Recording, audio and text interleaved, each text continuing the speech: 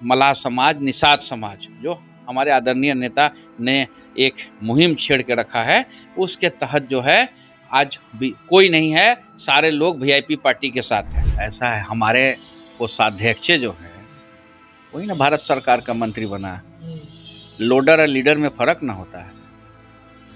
हमारे आदरणीय नेता लीडर ना है, लीडर और लोडर में बहुत फर्क पड़ता है ना। हमारा पार्टी जो है, जो मांग है उस पर खड़ी है, और इस मांग में, हमारी लड़ाई में आदरणीय लालू प्रसाद यादव जी, गरीबों का मसीहा, इस लड़ाई में हम लोग के साथ है। तो हम लोग लालू प्रसाद यादव जी के साथ, और बिहार विधानसभा में आदरणीय तेजस्वी प्रसाद यादव जी को हम लोग मुख्यमंत्री बनाएंगे इस राज्य का। बीजेपी का एक सर्टन वोट है। बीजेपी अपने ताकत से, भारतीय जनता पार्टी जो है बिहार में अपने ताकत से शासन नहीं कर सकती। नोरमा ग्रुप, जो सोचता है वो करता है, आपके अपने सपनों का आशियाना। नमस्कार, भारत लाइव देख रहे हैं आप। हॉट टॉक करने के लिए वीआईपी के राष्ट्रीय प्रवक्ता देव ज्योति सर हमारे साथ जुड़ गए हैं। वीआईपी सुप्रीमो और पूर्व मंत्री मुकेश सहनी बिहार में एक बार फिर यात्रा पर निकल चुके हैं। मुकेश सहनी की ये यात्रा कई तरह की चर्चाएं बनी हुई हैं। कोई कह रहा है कि मुकेश सहनी जी रहेंगे इंडिया गठबंधन में ही, तो कोई कह रहा है जदयू से उनको ऑफर आ रहा है। क्या करेंगे, फैसला क्या होगा, इस यात्रा के पीछे का मकसद क्या है? एक यात्रा तो 2024 के ठीक पहले भी निकाली गई थी, उसका परिणाम क्या हुआ, तमाम विषयों पर चर्चा करेंगे। सर, मुकेश सहनी जी यात्रा पर तो निकल रहे हैं, लेकिन क्या मतलब फायदा हो रहा है, कुछ फायदा हो रहा है कि नहीं? फायदा क्यों नहीं होगा? 50 लाख लोग निषाद संकल्प यात्रा, इससे पहले वाले यात्रा में हमारे आदरणीय नेता सन ऑफ मला मुकेश सहनी जब निकले थे, तब उसमें गंगा जल लेके 50 लाख लोगों ने संकल्प लिया कि हम वीआईपी पार्टी का साथ रहेंगे, और वीआईपी पार्टी का जो मांग है, निषाद आरक्षण का मांग है। निषाद आरक्षण का मतलब जिस तरह से दिल्ली में, बंगाल में लागू है आरक्षण, उसी तरह से हम लोग झारखंड, बिहार, उत्तर प्रदेश में आरक्षण को इम्प्लीमेंट करने के लिए मांग रहे हैं। तो ये घर घर तक मामला ये पहुंच चुका है। उत्तर प्रदेश में पूर्वांचल तक में पहुंच चुका है। इस बार उत्तर प्रदेश में जो है, इस निषाद परिवार के लोग जो हैं, भारतीय जनता पार्टी की तरफ तो देखा भी नहीं। कोई किसी ने बीजेपी का कमल छाप का झंडा उठाया भी नहीं, और बिहार में भी नहीं उठाया। बिहार के जो चुनाव हुआ लोकसभा में, लोकतंत्र का सबसे बड़ी परीक्षा हुआ, उसमें भी नहीं उठाया।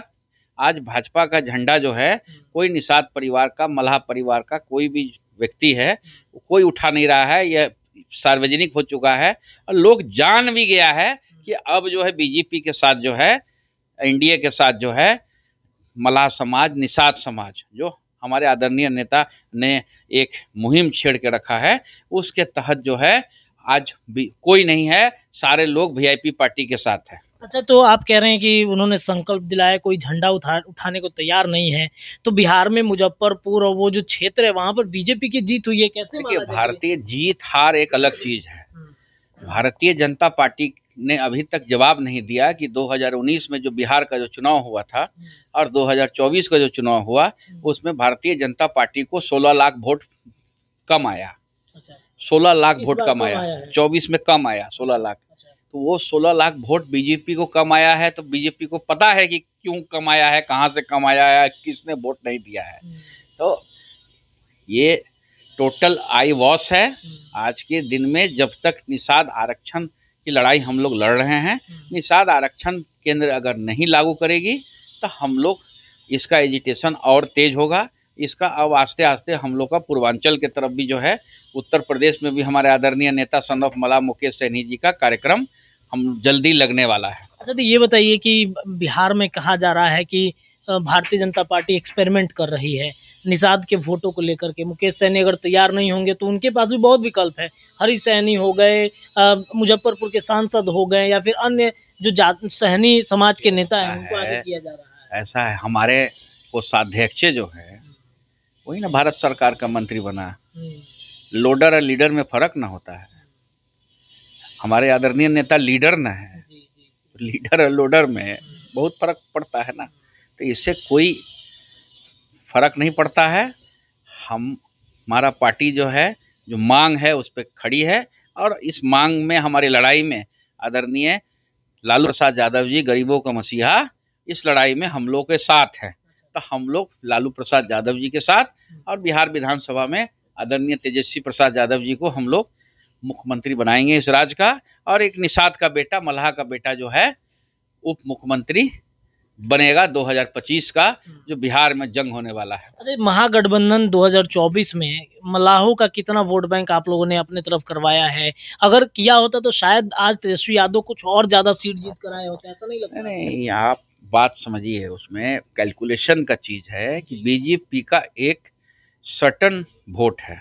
बीजेपी अपने ताकत से, भारतीय जनता पार्टी जो है बिहार में अपने ताकत से शासन नहीं कर सकती है, और भारतीय जनता पार्टी के साथ दिक्कत क्या है कि हमेशा उनको नीतीश कुमार जी का बैसाखी का सहारा लेना पड़ता है। बीजेपी क्यों नहीं अकेले बिना अलायंस का लड़के जो है अपना ताकत दिखाती है? महागठबंधन भी तो लेता है ना बैसाखी। नहीं, बता रहे हैं महागठबंधन, वो हम अलग मुद्दा में है, हम फिर बताते हैं आपको। तो भारतीय जनता पार्टी तो दलित विरोधी पार्टी है और अति पिछड़ा का विरोधी पार्टी है। वो कभी भी जो है नहीं चाहता है कि अति पिछड़ा का और दलित का जो है कल्याण हो। अभी जिस तरह से आपका अररिया के सांसद जो हैं, जिस तरह से गंदा बात बोले, फिर से संविधान है, एक तरफ आदरणीय प्रधानमंत्री जी जीतते हैं बैसाखी की सरकार में, एक तरफ चंद्रबाबू नायडू जी का लाठी, एक तरफ आदरणीय नीतीश कुमार जी का लाठी, दोनों लाठी लेके प्रधानमंत्री बनने के बाद जो है चूमते हैं संविधान को, जो बाबा भीमराव अंबेडकर साहब ने जो संविधान को लिखा। और उसके बाद फिर जो है अररिया के सांसद जो हैं वो कहते हैं कि अगर अररिया में रहना है तो हिंदू बन के रहना पड़ेगा। आप सोचिए, फिर जो है संविधान के खिलाफ। लेकिन कोई भारतीय जनता पार्टी का कोई जो है उस सांसद पे किसी को औकात है कि वो एक्शन करे, उसको शो कॉज करे, जो देश को बांटने वाली बात करती है, जो एक धर्म को जो है अलग अलग करने की बात करती है। और संविधान को फिर धज्जी उड़ाया गया। बाबा भीमराव अंबेडकर साहब का जो संविधान था, उस संविधान के तहत वहाँ कहीं लिखा हुआ नहीं है कि भाई जिसको हिंदुस्तान में रहना है तो हिंदू बन के रहना पड़ेगा। तो फिर इन्होंने संविधान पे ये भारतीय जनता पार्टी के लोग जो है फिर थूका, जिसका जवाब बीजेपी जो है अभी तक किसी ने शो कॉज नहीं किया। दुख की बात है। जिस तरह से गिरिराज सिंह जी घूम घूम के जो जहर उगल रहे हैं, क्योंकि भारतीय जनता पार्टी का शुरू से है कि राम नाम जपना, पराया माल अपना, यही लेके सत्ता में काबिज होना। तो बोलिए, फिर से संविधान है, एक तरफ आदरणीय प्रधानमंत्री जी जीतते हैं बैसाखी की सरकार में, एक तरफ चंद्रबाबू नायडू जी का लाठी, एक तरफ आदरणीय नीतीश कुमार जी का लाठी, दोनों लाठी लेके प्रधानमंत्री बनने के बाद जो है चूमते हैं संविधान को, जो बाबा भीमराव अंबेडकर साहब ने जो संविधान को लिखा। और उसके बाद फिर जो है अररिया के सांसद जो हैं वो कहते हैं कि अगर अररिया में रहना है तो हिंदू बन के रहना पड़ेगा। आप सोचिए, फिर जो है संविधान के खिलाफ। लेकिन कोई भारतीय जनता पार्टी का कोई जो है उस सांसद पे किसी को औकात है कि वो एक्शन करे, उसको शो कॉज करे, जो देश को बांटने वाली बात करती है, जो एक धर्म को जो है अलग अलग करने की बात करती है। और संविधान को फिर धज्जी उड़ाया गया। बाबा भीमराव अंबेडकर साहब का जो संविधान था, उस संविधान के तहत वहाँ कहीं लिखा हुआ नहीं है कि भाई जिसको हिंदुस्तान में रहना है तो हिंदू बन के रहना पड़ेगा। तो फिर इन्होंने संविधान पे ये भारतीय जनता पार्टी के लोग जो है फिर थूका, जिसका जवाब बीजेपी जो है अभी तक किसी ने शो कॉज नहीं किया। दुख की बात है। जिस तरह से गिरिराज सिंह जी घूम घूम के जो जहर उगल रहे हैं, क्योंकि भारतीय जनता पार्टी का शुरू से है कि राम नाम जपना, पराया माल अपना, यही लेके सत्ता में काबिज होना चाहती है। कमर तोड़ महंगाई, उस पर कुछ नहीं बोलना चाहती है। जिस तरह से आज के दिन में बेरोजगारी, उस पर कुछ नहीं बोलना चाहती है। तो भारतीय जनता पार्टी के तरफ जो है कोई भी जो अंबेडकर साहब को मानने वाले लोग हैं, बाबा भीमराव, कोई भारतीय जनता पार्टी के तरफ इस बार बिहार की जो विधानसभा होगा और झारखंड में भी जो चुनाव हो रहा है, कोई देखने वाला नहीं है, उसके तरफ देखेगा भी नहीं। मेरा ये बात को जो है रिकॉर्ड कर लीजिएगा, और झारखंड का चुनाव का रिजल्ट आएगा तो उस दिन ये बात को मिला लीजिएगा। तो ये माना जाए कि वीआईपी महागठबंधन के साथ ही लड़ेगी। कहीं नहीं जा रही है। 100% महागठबंधन के साथ लड़ेगी। कितनी सीटों पर? वो सीट हम लोग सीट लोकसभा में भी नहीं मांगे थे आदरणीय लालू प्रसाद यादव जी से। भारतीय जनता ये अपना जो सीट है, हमारे बड़े भाई छोटे भाई का रिश्ता है, उस रिश्ता के तहत जो है हम लोग को अच्छा सीट मिलेगा, कंफर्टेबल सीट मिलेगा, सम्मानित सीट मिलेगा। हम लोग को पूर्ण विश्वास है। हम लोग कभी भी सीट उठ मांगने के चक्कर में नहीं रहते हैं। हम लोग अगर निषाद आरक्षण की लड़ाई को डाइल्यूट कर देते तो हमारे आदरणीय नेता सन ऑफ मला मुकेश सहनी जी केंद्र में मंत्री होते। भारतीय जनता पार्टी बोलिए रही थी कि मुजफ्फरपुर सीट ले लीजिए और एक खगड़िया ले लीजिए, 2 सीट में लड़िए और भारत सरकार का आप मंत्री बनिए। तो हम लोग मंत्री और ये सब बनने से तो कुछ है नहीं ना भाई। हमारा जो मांग है, जो वीआईपी पार्टी का जिस जन्म हुआ 2018 में, उसका हम लोग भटका दे मुद्दे से। अभी हम बोले कि 15-15 लाख रुपया भाई बीजेपी बोली थी 2014 में पैसा आने वाली है, पैसा आया किसी के अकाउंट में? आज भी गरीब लोग जो है, बुजुर्ग लोग जो है, गाँव में मैसेज देखता है कि कहीं फिर चुनाव फिर नजदीक आ गया है, कहीं 15 लाख रुपया भेज तो नहीं दिया बीजेपी। आज भी गाँव में देहात में लोगों को गुमराह किया जा रहा है कि सूद के साथ में देगा। 15 लाख 2014 में बोला था, तो उसका सूद जो है बैंक में रख दिया गया है, तो सूद के साथ आपको एकदम 3 गुना पैसा करके बीजेपी पैसा लौटाएगी।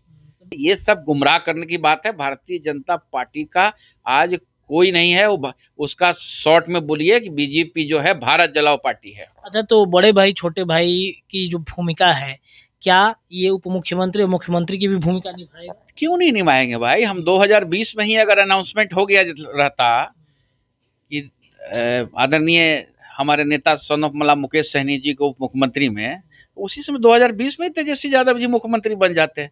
बहुत का डिफरेंस तो था नहीं वोट का, 11,500 वोट का डिफरेंस था एनडीए और इंडिया गठबंधन की लड़ाई में।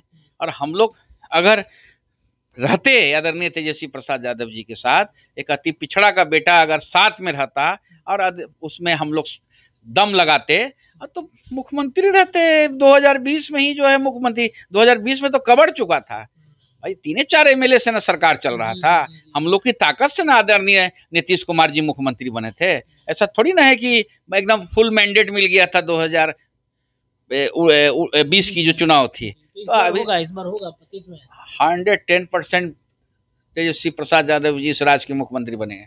चलिए देखिए, बड़ा खुलासा हो गया है। तेजस्वी यादव मुख्यमंत्री बनने जा रहे हैं और सन ऑफ मल्ला मुकेश सहनी उप मुख्यमंत्री बन सकते हैं। ऐसी बातचीत बिहार में चल रही थी और कहीं ना कहीं अब राष्ट्रीय प्रवक्ता हैं वीआईपी के देव ज्योति सर ने ये दावा भी कर दिया है। जुड़े रहिए भारत लाइव पर, खबरें आपको लगातार मिलेंगी। बहुत बहुत धन्यवाद। आपके सपनों को हमने सजाया है, ई होम्स पैनोरमा को हमने बनाया है। ई होम्स मेरा एक सपना था जिसपे मैं पिछले 4 साल से काम कर रहा था। हमने जो बनाया है वो सबने है माना। ई होम्स पैनोरमा में हो आपका भी आशियाना। और फाइनली हमने 2021 में इस प्रोजेक्ट को लॉन्च किया। बहुत लोग अप्रिशिएट कर रहे हैं कि पूर्णिया जैसे शहर में, बिहार के, एक तो बिहार की बात करें उसमें भी पूर्णिया जैसे छोटे जगह में इस तरह का लाइफस्टाइल देना, ये सुन के हम लोगों को बहुत अच्छा लगता है। ई होम्स में हमने कुछ और भी किया है, जैसे हम जिस जगह में रह रहे हैं हमारे फैमिली सिक्योर हो, उनको सिक्योरिटी का ध्यान में रखा है।